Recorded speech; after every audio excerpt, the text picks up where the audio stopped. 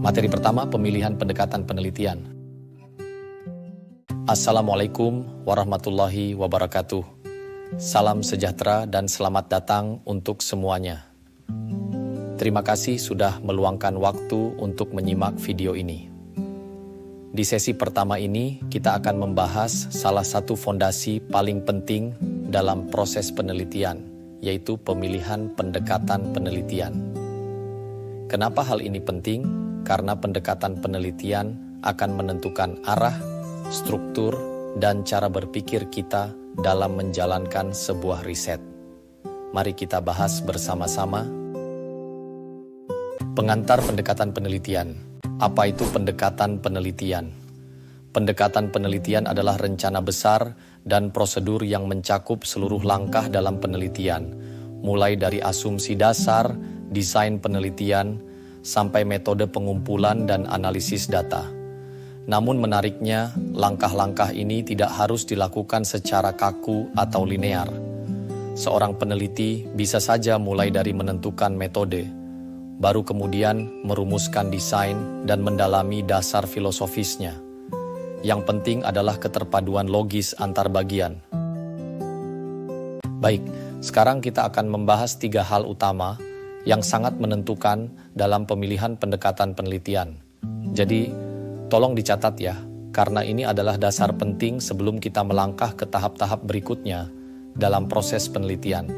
Pertama, kita mulai dari asumsi filosofis peneliti terhadap realitas. Nah, apa maksudnya ini?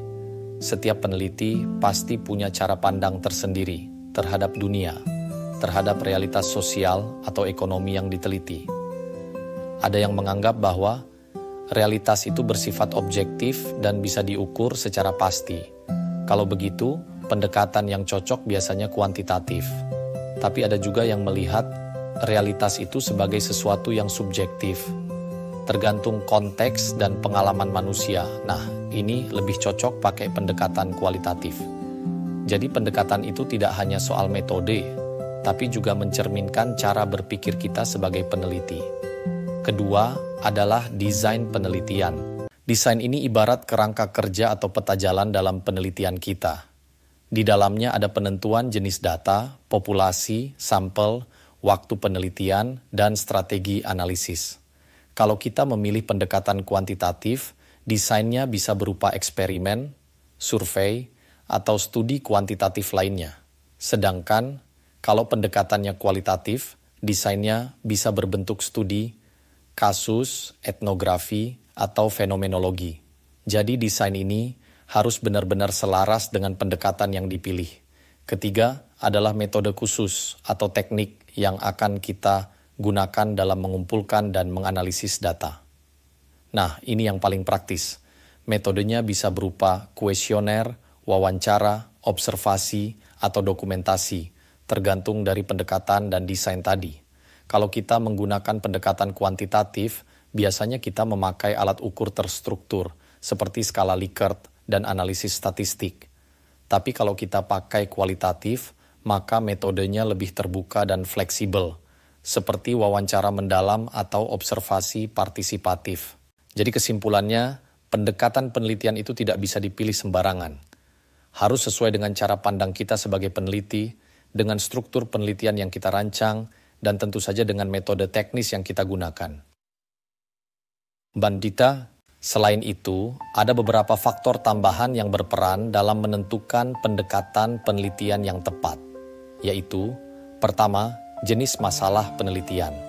Masalah yang bersifat terukur dan memerlukan data numerik seperti hubungan antar variabel cocok dengan pendekatan kuantitatif. Sebaliknya, jika fokusnya adalah memahami makna, persepsi, atau pengalaman secara mendalam, maka kualitatif lebih tepat.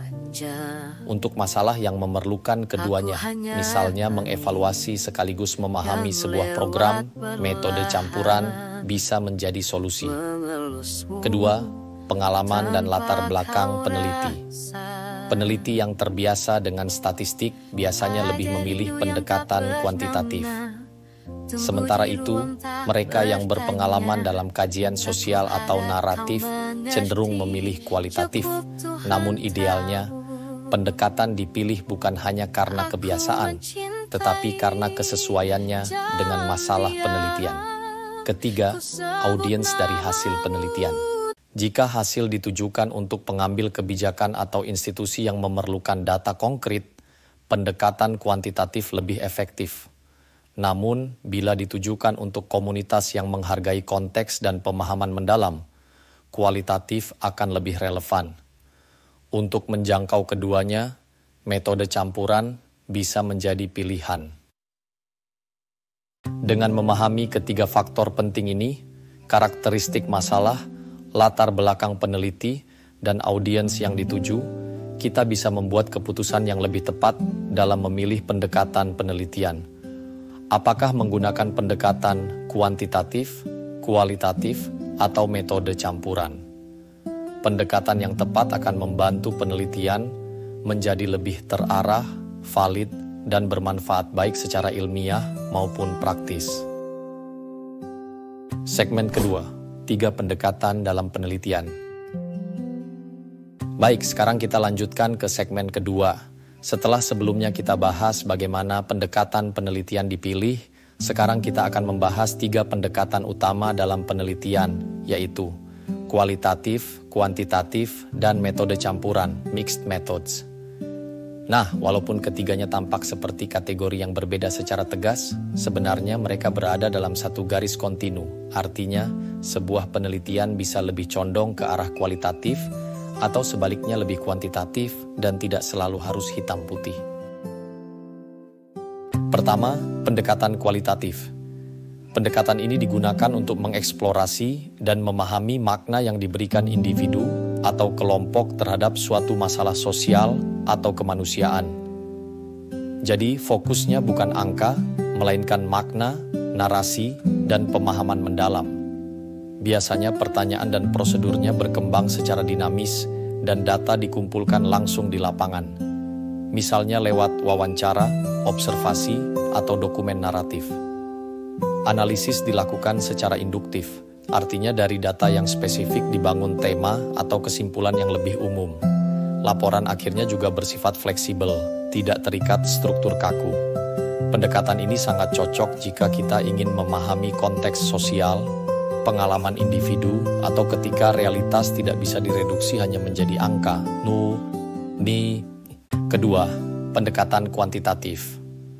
Berbeda dengan kualitatif, pendekatan kuantitatif digunakan untuk menguji teori secara objektif dengan melihat hubungan antar variabel.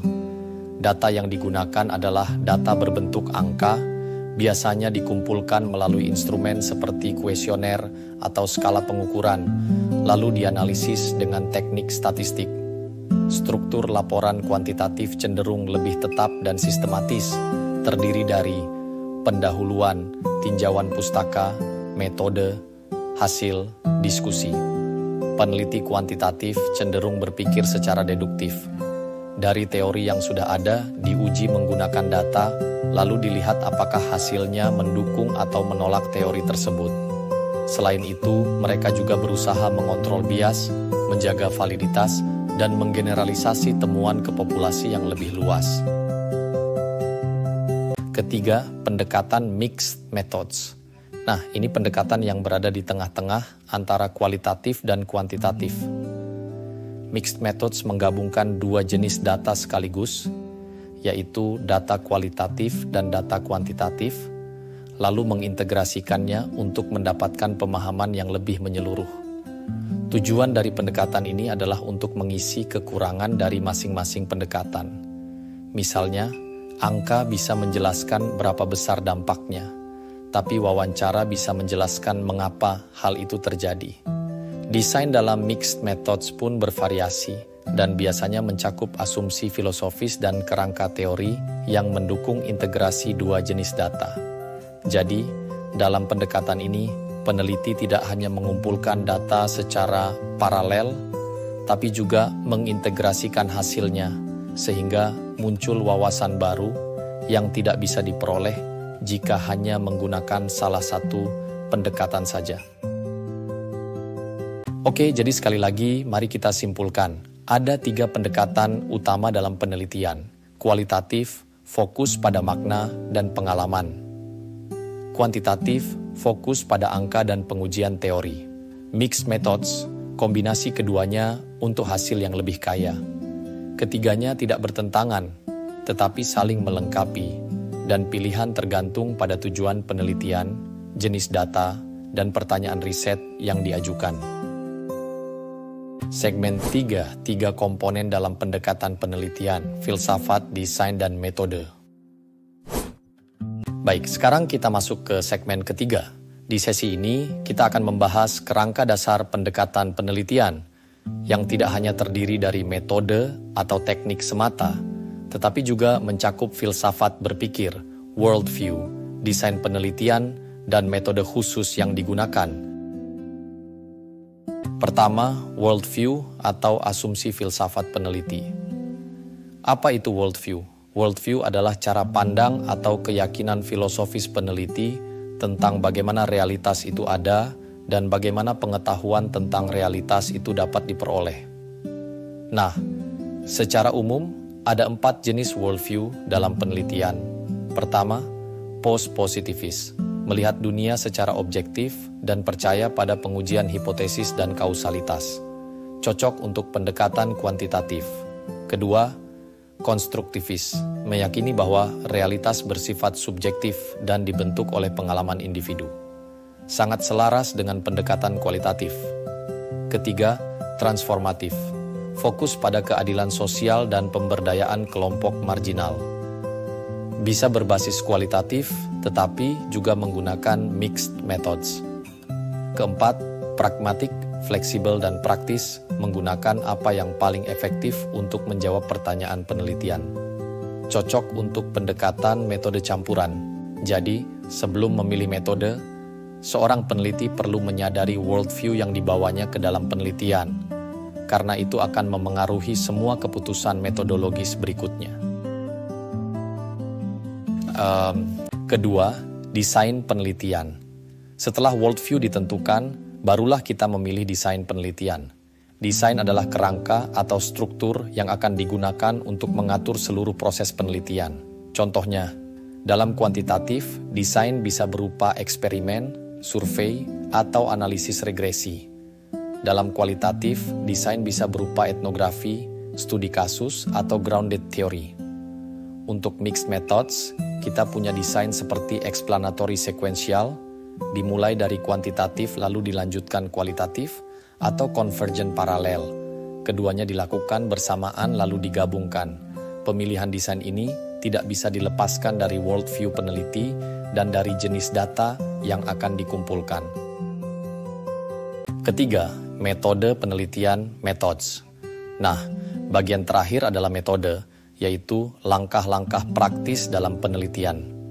Ini mencakup pertanyaan penelitian yang diajukan teknik pengumpulan data, misalnya kuesioner, wawancara, observasi analisis data, baik statistik maupun tematik interpretasi hasil, dan validasi atau uji keabsahan data. Metode ini adalah eksekusi nyata di lapangan, yang harus selaras dengan desain dan worldview tadi. Jadi, misalnya kalau desain kita adalah studi kasus kualitatif, maka metode kita sebaiknya wawancara mendalam dan analisis naratif, bukan uji statistik. Jadi teman-teman, 3 komponen ini saling berhubungan erat dan tidak bisa dipilih secara terpisah. Worldview, keyakinan filosofis kita sebagai peneliti. Desain, kerangka kerja penelitian. Metode, langkah-langkah teknis di lapangan. Semua ini menjadi satu kerangka utuh yang akan membentuk kualitas dan arah dari penelitian kita. Itulah mengapa merancang pendekatan penelitian bukan hanya soal memilih teknik, tapi soal menyusun keseluruhan fondasi berpikir dan bertindak sebagai peneliti. Memahami lebih dalam 4 worldview penelitian. Sekarang, mari kita membahas lebih detail tentang 4 worldview atau pandangan filosofis utama yang sering digunakan dalam penelitian. Mengapa ini penting? Karena worldview yang kita anut akan sangat memengaruhi cara kita menyusun pertanyaan penelitian, memilih pendekatan, dan menafsirkan data.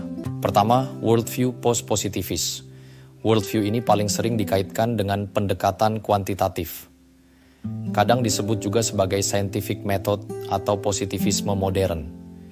Inti dari pandangan ini adalah keyakinan bahwa realitas bersifat objektif dan dapat diukur secara ilmiah. Nah, para post-positivis biasanya memiliki keyakinan sebagai berikut. Pertama, kebenaran itu tidak absolut. Kita tidak pernah bisa benar-benar yakin terhadap suatu temuan.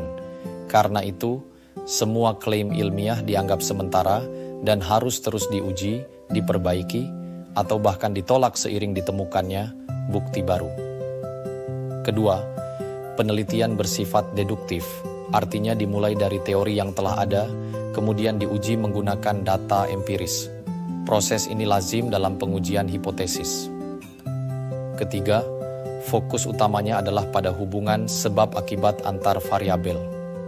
Peneliti ingin mengetahui apakah satu variabel benar-benar memengaruhi variabel lain dan seberapa besar pengaruhnya. Keempat, data yang digunakan harus terukur secara numerik, biasanya dikumpulkan melalui kuesioner, skala, atau instrumen penelitian lainnya yang telah diuji validitas dan reliabilitasnya. Kelima, objektivitas sangat dijaga. Peneliti harus netral dan menjaga jarak dari data agar hasilnya tidak bias. Oleh karena itu, uji validitas, reliabilitas, dan kontrol terhadap faktor eksternal sangat penting dalam pendekatan ini. Contoh nyata dari worldview ini bisa kita temukan dalam eksperimen, survei besar, uji hipotesis, serta analisis statistik kuantitatif. Kedua, worldview konstruktivis. Berbeda dengan post-positivis, worldview konstruktivis melihat bahwa realitas dibentuk oleh pengalaman subjektif manusia. Pandangan ini cocok dengan pendekatan kualitatif yang mengutamakan pemahaman mendalam terhadap makna sosial dan budaya. Ciri khas worldview konstruktivis adalah, pertama, makna dianggap subjektif dan berbeda-beda antar individu. Tidak ada satu kebenaran tunggal, melainkan banyak kebenaran yang dibentuk oleh pengalaman masing-masing orang. Kedua, peneliti berusaha memahami pandangan dan pengalaman partisipan dalam konteks sosial, budaya, dan historis mereka. Ketiga, data dikumpulkan melalui metode terbuka dan mendalam, seperti wawancara semi terstruktur, observasi partisipatif, atau studi dokumen. Keempat, pendekatannya bersifat induktif, artinya peneliti membangun teori atau pola dari data yang ditemukan di lapangan, bukan memulai dari teori yang sudah jadi. Kelima, peneliti menyadari bahwa pengalaman pribadi dan latar belakangnya turut memengaruhi cara menafsirkan data, dan hal ini diakui secara eksplisit dalam proses penelitian. Contoh penelitian konstruktivis, misalnya studi tentang persepsi masyarakat terhadap perubahan budaya atau pengalaman hidup kelompok minoritas dalam suatu komunitas. Ketiga, worldview transformatif worldview ini muncul dari kritik terhadap pendekatan yang dianggap netral dan kurang sensitif terhadap isu-isu ketidakadilan sosial. Pandangan transformatif menyatakan bahwa penelitian seharusnya berpihak kepada kelompok yang terpinggirkan dan bertujuan untuk menciptakan perubahan sosial. Karakteristik utama dari worldview ini adalah, pertama, fokusnya pada isu-isu sosial seperti ketimpangan, diskriminasi, kekuasaan, dan penindasan. Kedua, penelitian tidak hanya mendeskripsikan fenomena, tetapi juga membawa agenda perubahan yang nyata dan berpihak pada keadilan sosial. Ketiga, partisipan tidak dianggap sebagai objek pasif, tetapi dilibatkan secara aktif dalam seluruh proses penelitian, mulai dari perumusan masalah hingga analisis data. Keempat, teori yang digunakan bisa berasal dari feminisme, teori kritis, teori queer, atau perspektif marginal lainnya. Kelima, pendekatan ini bisa menggunakan metode kualitatif, kuantitatif, atau metode campuran, asalkan tujuannya adalah memberdayakan kelompok yang terpinggirkan. Contohnya adalah penelitian partisipatif di komunitas adat, atau studi yang bertujuan untuk membongkar struktur sosial yang tidak adil. Ketiga, worldview transformatif. Worldview ini muncul dari kritik terhadap pendekatan yang dianggap netral dan kurang sensitif terhadap isu-isu ketidakadilan sosial. Pandangan transformatif menyatakan bahwa penelitian seharusnya berpihak kepada kelompok yang terpinggirkan dan bertujuan untuk menciptakan perubahan sosial. Karakteristik utama dari worldview ini adalah: pertama, fokusnya pada isu-isu sosial seperti ketimpangan, diskriminasi, kekuasaan, dan penindasan. Kedua, penelitian tidak hanya mendeskripsikan fenomena, tetapi juga membawa agenda perubahan yang nyata dan berpihak pada keadilan sosial. Ketiga, partisipan tidak dianggap sebagai objek pasif, tetapi dilibatkan secara aktif dalam seluruh proses penelitian, mulai dari perumusan masalah hingga analisis data. Keempat, teori yang digunakan bisa berasal dari feminisme, teori kritis, teori queer, atau perspektif marginal lainnya.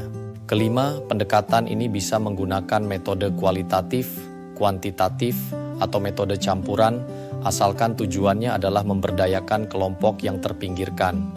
Contohnya adalah penelitian partisipatif di komunitas adat atau studi yang bertujuan untuk membongkar struktur sosial yang tidak adil. Keempat, worldview pragmatis. Worldview ini bersifat fleksibel dan berorientasi pada hasil. Pragmatism tidak terikat pada satu filosofi tertentu, melainkan fokus pada apa yang paling efektif untuk memecahkan masalah penelitian.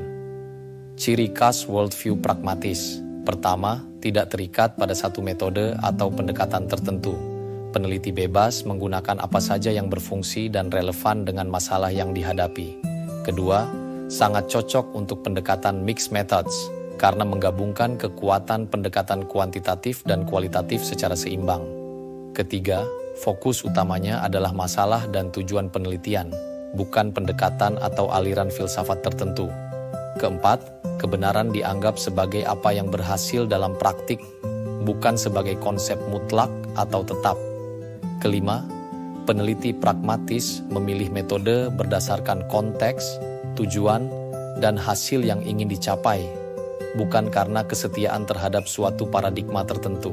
Misalnya, saat mengevaluasi program pelatihan, peneliti bisa mengumpulkan data kuantitatif melalui survei, lalu memperdalam hasilnya dengan wawancara mendalam, sehingga menghasilkan pemahaman yang lebih menyeluruh.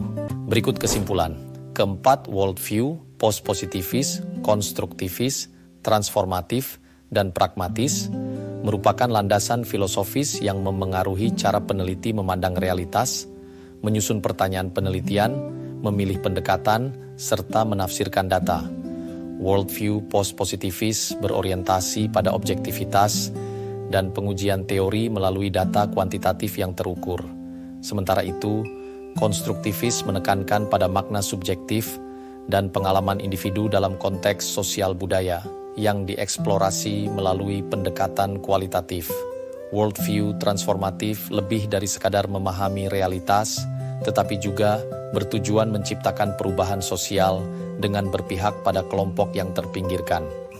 Terakhir, worldview pragmatis menawarkan fleksibilitas dengan memilih metode yang paling sesuai untuk memecahkan masalah penelitian secara efektif, menjadikannya sangat cocok untuk pendekatan mixed methods, memahami lebih dalam tentang desain penelitian. Sekarang mari kita memahami lebih dalam tentang desain penelitian, atau yang sering juga disebut sebagai strategi inquiry. Desain penelitian merupakan jenis pendekatan spesifik dalam kerangka kuantitatif, kualitatif, atau metode campuran. Setiap desain memberikan arah yang lebih terstruktur tentang bagaimana penelitian akan dilakukan, termasuk bagaimana data dikumpulkan, dianalisis, dan diinterpretasikan. Pertama, desain penelitian kuantitatif. Desain kuantitatif sangat erat kaitannya dengan worldview post-positivis, dan biasanya digunakan untuk menguji hubungan antar variabel secara objektif. Dalam sejarahnya, desain ini banyak berkembang di bidang psikologi dan ilmu eksakta, dengan penggunaan statistik sebagai alat utama analisis. Ada dua bentuk utama yang akan kita bahas. Pertama, survei. Desain survei digunakan untuk menggambarkan secara numerik tren, sikap, atau pendapat dalam suatu populasi dengan mempelajari sampel yang mewakili. Survei dapat bersifat cross-seksional, data dikumpulkan sekali, atau longitudinal, data dikumpulkan berkali-kali dalam jangka waktu tertentu. Instrumen yang digunakan biasanya berupa kuesioner terstruktur atau wawancara terstruktur dengan tujuan utama adalah generalisasi hasil ke seluruh populasi. Kedua, eksperimen.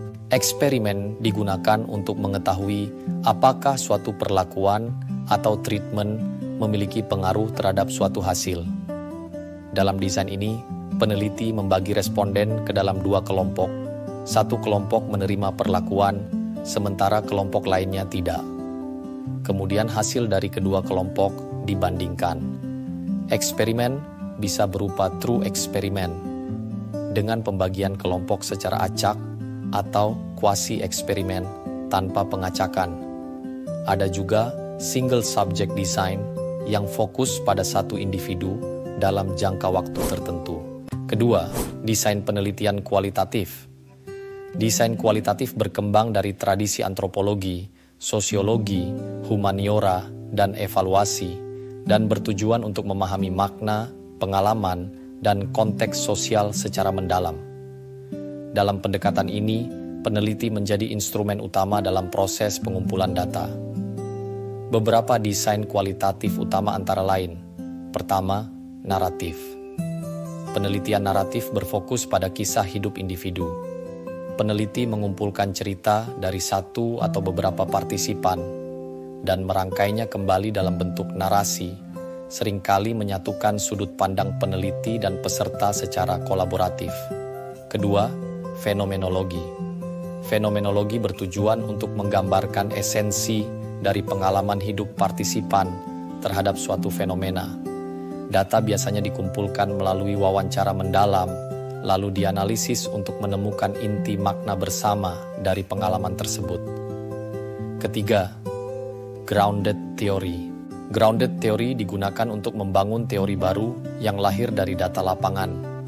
Pendekatan ini melibatkan beberapa tahap analisis data, kategorisasi, dan penyusunan konsep-konsep yang saling berhubungan hingga menghasilkan teori yang kokoh. Keempat, etnografi. Etnografi digunakan untuk menggambarkan pola perilaku, bahasa, dan kebudayaan suatu kelompok sosial. Peneliti tinggal dalam komunitas tersebut selama periode waktu tertentu, melakukan observasi dan wawancara untuk memahami budaya dari dalam. Kelima, studi kasus. Studi kasus mengeksplorasi secara mendalam satu kasus tunggal atau beberapa kasus seperti organisasi, program, atau individu dalam batas waktu dan ruang tertentu. Peneliti menggunakan berbagai sumber data seperti wawancara, dokumen, dan observasi. Ketiga, desain penelitian mixed methods. Pendekatan mixed methods adalah kombinasi antara kuantitatif dan kualitatif yang bertujuan untuk mengintegrasikan kelebihan keduanya. Pendekatan ini mulai berkembang pada akhir tahun 1980-an dan semakin banyak digunakan dalam ilmu sosial dan kesehatan. Ada 3 desain utama dalam mixed methods. Convergent mixed methods. Dalam desain ini, peneliti mengumpulkan data kuantitatif dan kualitatif secara bersamaan, lalu menggabungkannya pada tahap analisis untuk memperoleh pemahaman yang lebih utuh. Jika terdapat hasil yang bertentangan antara dua data, peneliti akan menyelidikinya lebih lanjut. Explanatory, sequential, mixed methods design ini dimulai dengan penelitian kuantitatif terlebih dahulu, lalu dilanjutkan dengan kualitatif untuk menjelaskan lebih dalam hasil kuantitatif. Ini berguna ketika data statistik memunculkan pertanyaan yang hanya bisa dijawab lewat wawancara atau observasi. Exploratory, sequential, mixed methods. Kebalikan dari desain sebelumnya, desain ini dimulai dengan kualitatif, biasanya untuk mengeksplorasi fenomena baru atau membangun instrumen. Setelah data kualitatif dianalisis, hasilnya digunakan sebagai dasar untuk tahap kuantitatif berikutnya. Kesimpulan, desain penelitian menghubungkan worldview dengan metode lapangan. kuantitatif menguji hubungan variabel, kualitatif menggali makna, dan mixed methods mengintegrasikan keduanya. Terima kasih.